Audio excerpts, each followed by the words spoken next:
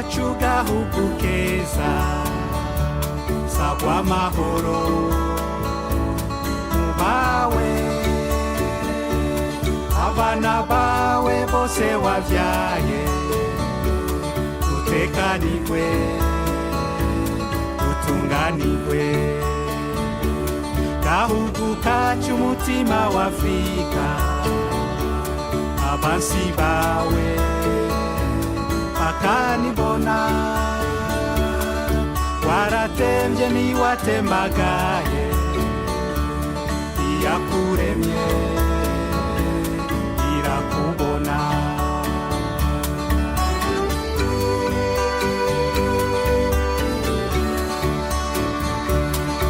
ati kateretswe n'Imana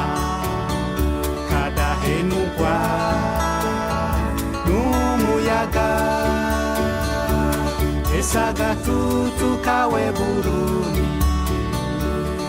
kw'isi yose ntaho nagasanze mu gitondo izuba riserutse ubwiza bwawe boraba ku mugoroba inka zitashe iradiyo